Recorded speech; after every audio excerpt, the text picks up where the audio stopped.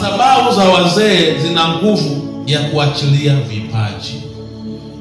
Madhabahu za wazee zina nguvu ya kuachilia vipaji. Mizimu ina nguvu ya kuachilia vipaji.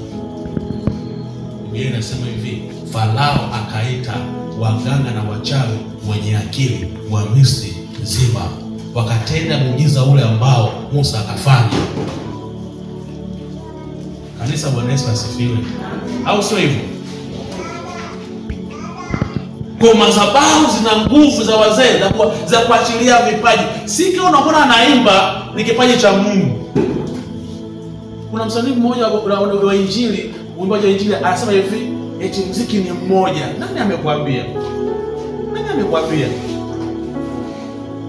Nani amekwambia? Yaani kuna waimbaji leo mifumo ya huko duniani wanaleta wapi? Kanisani. Huwezi. Yaani na wanaoongoza ni kanisa.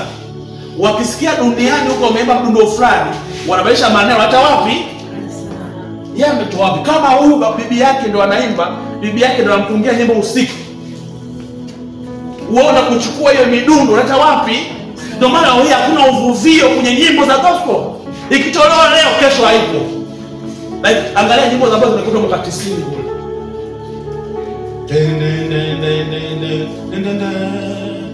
Wakati ule no ikipigwa leo kama imerekodiwa jana. Bwana Yesu asifiwe. Kumbe ni vipaji vya madhabahu. Dada mmoja, kasa mmoja, asema hivi, mimi natabiria watu lakini watu wananichukia. Okay. Kwa kama wewe nabii, kawa naogopa naongea na nabii. Sasa jamani, nabii sana anaona kila kitu. Nikamuuliza sasa unataka nikusaidiaje wakati una nabii umenizidi viwango? Ambia hapana, mtumishi naomba unisaidie. Naomba unisaidie. Okay. Kama ni cha Mungu, kwani watu wanakijaje? Kwani watu wana maswali juu yake? Kwani kuchukia? Nikamuuliza swali, unaruhusu nituombe? Omba. Kumbe ni mizimu ya kodo inatabiri. Bibi yake yuko ndani yake. Mizimu ina nguvu ya kuachilia vipaji. Hiyo mizimu ikafanya kazi juu yako. Ina nguvu kabisa ya kutamka, ya kutoa muujiza. Kama Farao aliita waganga, fimbo ya Musa ikawa nyoka. Akasema, hata hilo bora dogo. Kumbe ajui fimbo ya Musa ina nguvu ya Mungu ndani yake. Ikahamba zote. Bwana Yesu asifiwe. Jamani, Bwana Yesu asifiwe. Siwaambie dada ambaye kwa namba praise hapa akiimba hivyo kwa sababu vikomba. Kumbe naye yuko kwenye madhabahu. Anaimba sio yeye. Wazee ndio wanamsaidia sauti. Bwana Yesu asifiwe. Jamani, Bwana Yesu asifiwe. Hakuna kitu ambacho kimechanganywa waseni kwenye gospel. Yaani kuna roho nyingi. Tunalishwa matango poli kwenye nyimbo.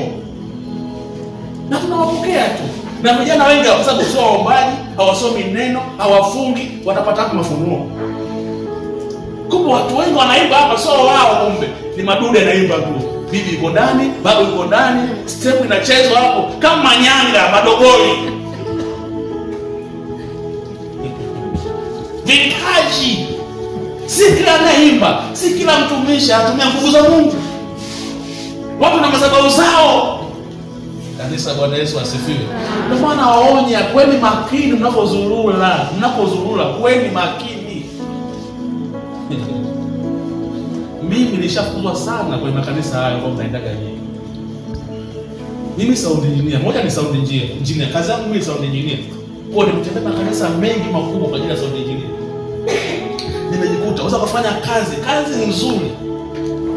Ukienda ofisini na pia anakuambia chukua hela yako, usione tena. Mmoja ananiambia wewe una kitu lakini sikutaki kuona, hatuendani. Bwana Yesu asifiwe. Ninakwambia hivi, ukienda kwa mganga hana nguvu ya kuagua wewe. Lazima angalie madhabahu gani uko nayo, upande wa mama, upande wa baba. Ndio maana ukienda kisiwani kwa mganga unapigwa chale tatu. Mizimu ya mama, kwa baba, katikati mganga, madhabahu ya mganga.